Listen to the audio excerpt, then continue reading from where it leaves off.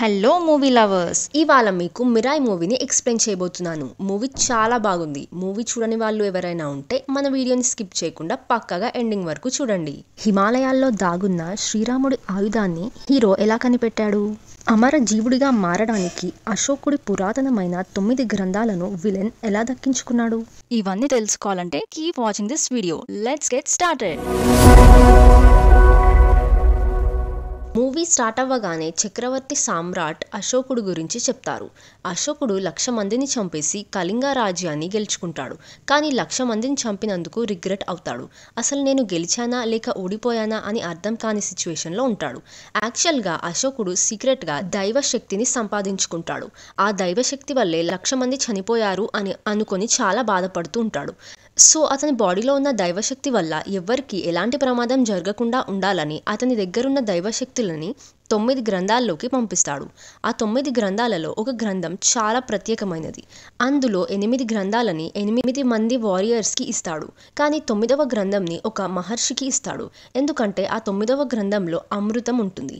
So అందుకే ఫ్యూచర్ని చూడగలిగే మహర్షికి ఇస్తాడు.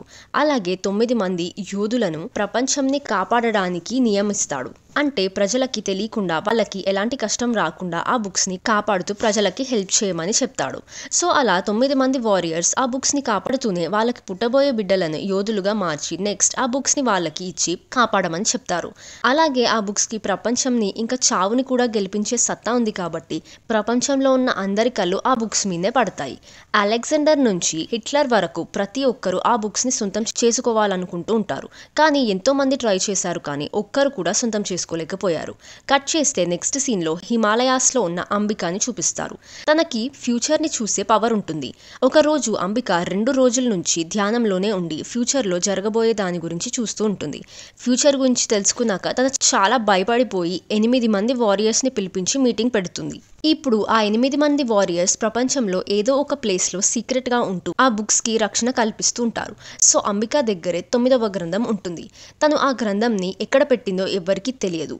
8 మంది వారియర్స్ని పిలిపించి ఫ్యూచర్లో జరగబోయే నష్టం గురించి చెప్తుంది. కానీ వాళ్ళు అంబిక చెప్పింది అస్సలు వినిపించుకోరు. ఎలాంటి ప్రమాదం వచ్చినా కూడా మేము ఫైట్ చేస్తాం, అలాగే ఆ గ్రంథాలను కాపాడుకుంటాము అని చెప్పేసి లైట్ తీసుకొని వెళ్ళిపోతారు. నిజానికి పాపం అంబిక 9వ నెల ప్రెగ్నెంట్గా ఉంటుంది. సో పరిష్కారం కోసం హిమాలయాస్లో ఉన్న అగస్త్య ఋషి దగ్గరికి చాలా కష్టపడి నడుచుకుంటూ వెళ్తుంది. అంత మంచులో కూడా పాపం చాలా కష్టపడి వెళ్తుంది. నిజానికి అగస్త్య ఋషి 4 యుగాల నుంచి బ్రతికే ఉంటాడు. సో అతని దగ్గర మాత్రమే పరిష్కారం దొరుకుతుందని వెళ్తుంది. ఆ ఋషి తనకి ఒక పరిష్కారం చూపిస్తాడు. ఈ కలియుగంలో పుట్టిన ఏ శక్తికి కూడా జరగబోయే విధ్వంసాన్ని ఆపలేడు, కానీ శ్రీరాముడి దగ్గర ఉండే ఆయుధం మిరాయి మాత్రమే కాపాడుతుంది అని చెప్తాడు. అవునా, ఇప్పుడు ఆ మిరాయి ఎక్కడ ఉందో చెప్పండి, నేను సంపాదించుకొని తీసుకొని వస్తాను అని అంబిక అంటే, లేదు అంబిక, మిరాయిని సంపాదించడం అంత ఈజీ కాదు. నువ్వు ఒక త్యాగం చేయాలి. నీ కడుపులో పెరుగుతున్న బిడ్డని నీ దగ్గర పెంచుకోకూడదు.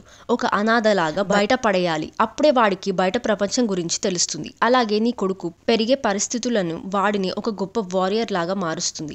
సో నువ్వేం కంగారు పడకు అంబిక, నీ కొడుకు ఒక గొప్ప వారియర్ అవుతాడని చెప్తాడు. కానీ అంబికకి చాలా బాధ కలుగుతుంది. ఋషి గారు మిరాయిని చేరుకోవాలంటే ఇంకా చాలా మంది యోధులు ఉన్నారు కదా, కానీ నాకు పుట్టబోయే బిడ్డని ఎందుకు సెలెక్ట్ చేశారని అడిగితే, చూడు అంబిక, నీకు మాత్రమే ఫ్యూచర్ని చూసే సత్తా ఉంది. అంతేకాకుండా నువ్వు 8 మంది యోధుల కంటే చాలా గొప్పదానివి. అలాగే 9 నెలల గర్భం పెట్టుకొని హిమాలయస్ దగ్గరికి వచ్చి నన్ను కలిశావు. నీకన్నా గొప్ప యోధులు ఈ ప్రపంచంలో ఎక్కడ లేరని చెప్పి తనను కడుపులో పుట్టబోయే బిడ్డను అనాథగా వదిలేయమని చెప్తాడు. తను కూడా పిల్లాడు పుట్టిన తర్వాత ఋషి చెప్పినట్టుగానే కాశీకి తీసుకొని వెళ్లి తన కొడుకుని ఒక శివలింగం దగ్గర పెట్టేసి అనాథగా వదిలేసి వెళ్ళిపోతుంది. ఆ తర్వాత అమృతం ఉన్న 9వ గ్రంథంని తీసుకొని వెళ్లి ఒక సీక్రెట్ ప్లేస్లో పెడుతుంది. ఆ ప్లేస్ గురించి ఎవ్వరికీ తెలీదు, తనకి తప్ప. కట్ చేస్తే 24 సంవత్సరాల తర్వాత సేమ్ అంబిక ఫ్యూచర్లో చూసినట్టుగానే ఇప్పుడు జరుగుతూ ఉంటుంది. అంటే మానవ రూపంలో ఉన్న ఒక అసురుడు 9వ గ్రంథాన్ని సొంతం చేసుకోవడానికి ట్రై చేస్తూ ఉంటాడు. అందులో 6 గ్రంథాలని సొంతం చేసుకుంటాడు. దాని అర్థం ఏంటంటే 6 వారియర్స్ని చంపేశాడని. మిగిలిన 3 గ్రంథాలను కూడా సొంతం చేసుకుందాం అనుకుంటూ ఉంటాడు. అలా సొంతం చేసుకున్న 6 గ్రంథాల పవర్స్ని వాడు తెలుసుకుంటాడు. కట్ చేస్తే ప్రజెంట్ సీన్ని చూపిస్తారు. ప్రజెంట్ సీన్లో అంబిక ఆశ్రమంలో ఉన్న ఈ మూవీ హీరోయిన్ విభాని అని చూపిస్తారు. తన కూడా సేమ్ అంబిక లాగానే ధ్యానం చేస్తూ ఉంటుంది. అలాగే ఆ అమ్మాయికి మనుషుల మైండ్ ని రీడ్ చేసే స్పెషల్ పవర్ ఉంటుంది. ఆపోజిట్ పర్సన్ మైండ్ లో ఏముందో ముందుగానే వాళ్ళ మైండ్ ని రీడ్ చేసి తెలుసుకుంటుంది. అప్పుడే వాళ్ళ గురువు గారు వచ్చి విభాకి మాంత్రిక శక్తులు ఉన్న ఒక వ్యక్తి గురించి చెప్పి, నువ్వు ఎలాగైనా అంబికకి పుట్టిన కొడుకు వేదాన్ని వెతికి పట్టుకోవాలి, అతను మాత్రమే 9వ గ్రంథాన్ని కాపాడే యోధుడని చెప్పి వెంటనే వెళ్లి తీసుకొని రమ్మని చెప్తాడు. విభా వేదాన్ని వెతుక్కుంటూ వారణాసికి వెళ్తుంది. అక్కడున్న వారణాసి పోలీస్ ఆఫీసర్ ని పట్టుకొని అతని మైండ్ ని రీడ్ చేసి వేద వారణాసి నుంచి కోల్కతాకి వెళ్ళాడని తెలుసుకుంటుంది. అలా వేద వెళ్ళిన ప్రతి ప్లేస్ కి వెళ్లి వేద గురించి తెలుసుకుంటూ ఉంటుంది. వేద ఒక అనాథలాగా పెరిగి చాలా మంచివాడిగా పెరిగాడని తెలుసుకుంటుంది. అలా చిన్నప్పటి నుంచి ఇప్పటి వరకు వేద ఒక ప్లేస్ నుంచి మరొక ప్లేస్ కి ట్రావెల్ చేసి చివరికి హైదరాబాద్ లో సెట్ అవుతాడు. విభా వేదాన్ని వెతుక్కుంటూ హైదరాబాద్ కి వస్తుంది. యాక్చువల్ గా వేద హైదరాబాద్ లో దొరికి వస్తువులను డూప్లికేట్ చేసి అమ్ముతూ ఉంటాడు. అలా ఒక రోజు గంజాయిని కూడా డూప్లికేట్ చేసి ఎవరి దగ్గర అయితే గంజాయిని తీసుకుంటాడో మళ్ళీ వాడికి అమ్మేస్తాడు. దాంతో ఆ రౌడీకి చాలా కోపం వచ్చి వేదాన్ని కట్టి పడేస్తాడు. ఆ తర్వాత వేద ఆ రౌడీస్ తో ఫైట్ చేసి పోలీస్ వాళ్ళకి దొరికిపోతాడు. సో వేదాని రౌడీస్ ని పోలీస్ వాళ్ళు అరెస్ట్ చేసి లాకప్ లో పెడతారు. ఇదంతా చూసిన విభా వెంటనే పోలీస్ స్టేషన్ కి వెళ్లి సిఐతో మాట్లాడి అతని మైండ్ ని కంట్రోల్ చేసి వాళ్ళందరినీ విడిపిస్తుంది. అసలు ఇన్స్పెక్టర్ కి అసలు ఏం జరుగుతుందో అర్థమే కాదు.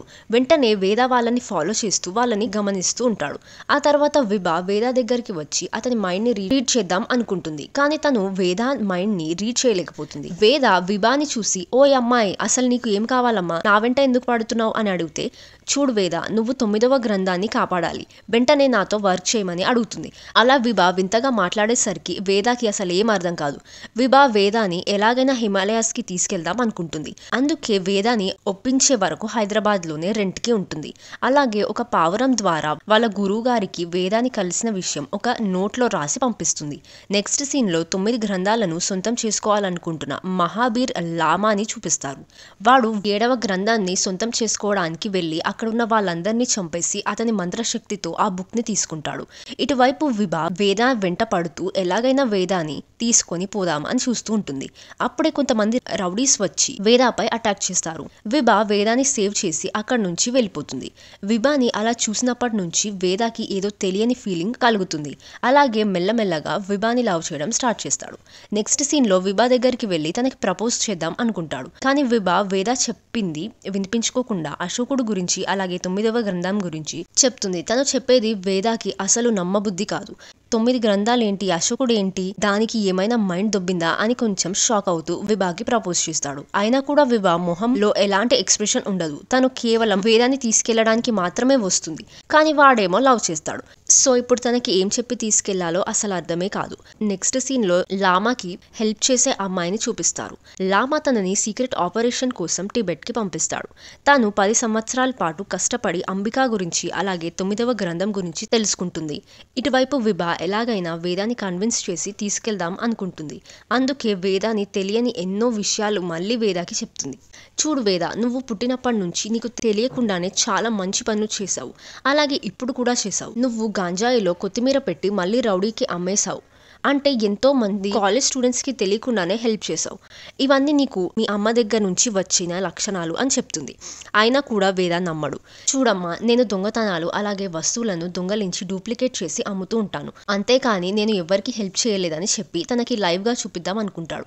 వెంటనే ఒక రిచ్ కార్ కొట్టేసి అందులో విభాని కూర్చోబెట్టుకుని వెళ్తూ ఉంటాడు.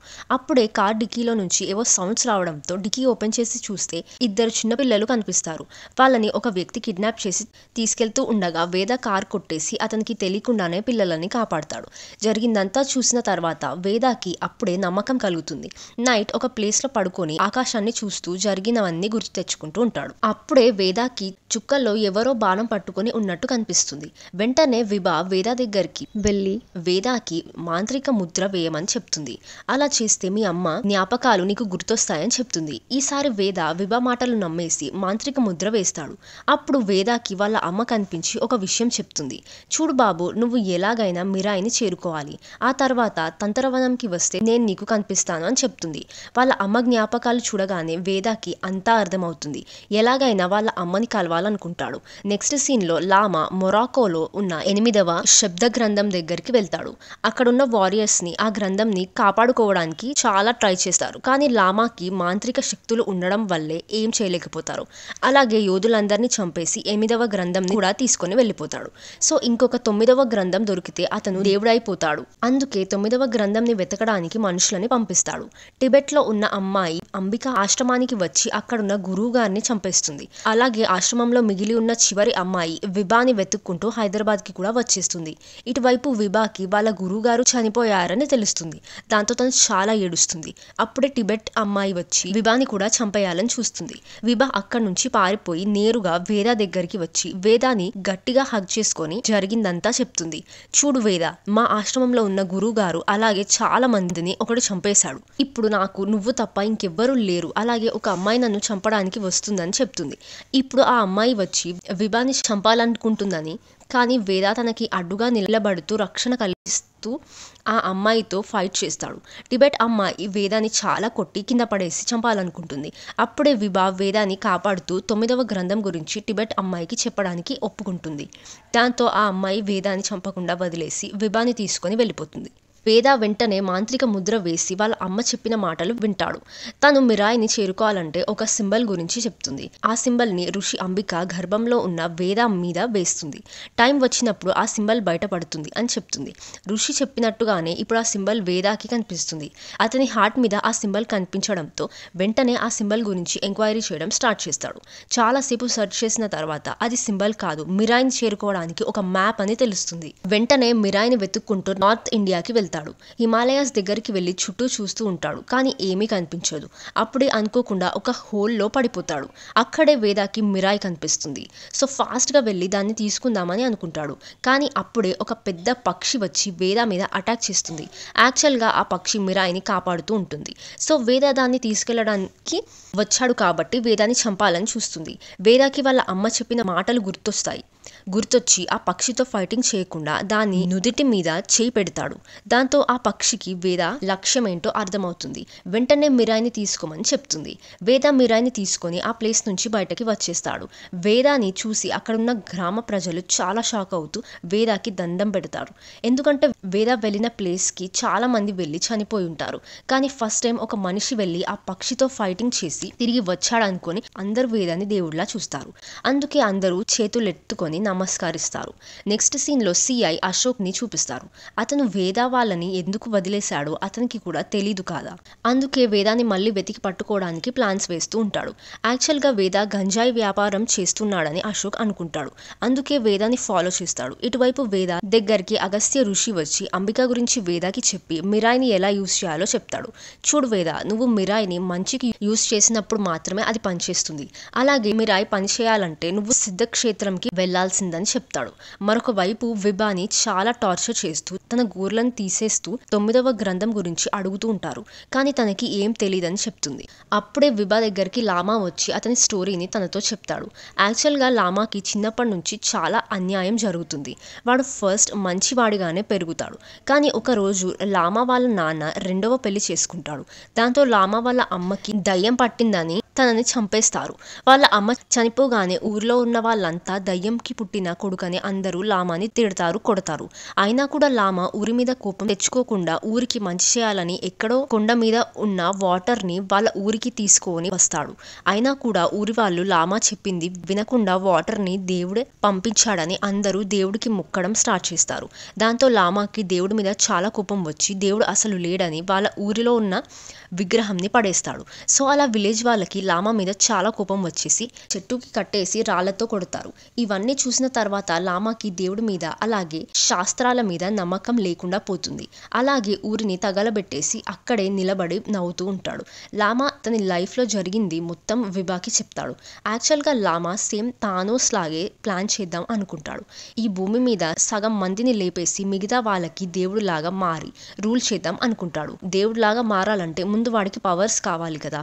సో అలాగే చనిపోకుండా ఉండాలంటే అమృతం కావాలి. సో పవర్స్ అలాగే అమృతం ఆ 9వ గ్రంథంలో ఉంటాయి కాబట్టి వాటిని పొందడం కోసం ఎంతమందినైనా చంపేస్తాడు. ఇక ఇప్పుడు వేద గురించి లామాతో చెప్తుంది. అయినా కూడా లామా వేదాన్ని పట్టించుకోడు. ఎవరు వచ్చినా ఎంతమంది వచ్చినా 9వ గ్రంథంని చేరుకుంటానని చెప్తాడు. మరొక వైపు వేద రాముడు మొట్టమొదటిసారిగా ఆయుధం పట్టిన ప్లేస్కి వెళ్తాడు. అప్పుడే అక్కడికి ఆ టిబెట్ లేడీ వచ్చి వేదాతో ఫైట్ చేస్తుంది. వేదాని చాలా కొడుతూ విభాని కూడా చంపేద్దాం అనుకుంటుంది. అప్పుడే అగస్త్య ఋషి చెప్పిన మాటలు గుర్తొస్తాయి. ఎప్పుడైతే మిరాయికి నీ లక్ష్యం అర్థమవుతుందో అప్పుడే మిరాయి నీకు హెల్ప్ చేస్తుందని చెప్తాడు. వెంటనే వేద మిరాయిని గట్టిగా పట్టుకుని మా అమ్మ లక్ష్యమే నా లక్ష్యం అని చెప్తాడు. అప్పుడే ఆ మిరాయికి పవర్స్ వస్తాయి. సో ఆ మిరాయితో అందరినీ చితకబాది పడేస్తాడు. ఆ మిరాయి ఆటోమేటిక్గా ఇంక్రీజ్ అవుతూ వేదాకి హెల్ప్ చేస్తుంది. అలాగే మిరాయి పవర్ని యూజ్ చేసి ఆ టిబెట్ లేడీని చంపేస్తాడు.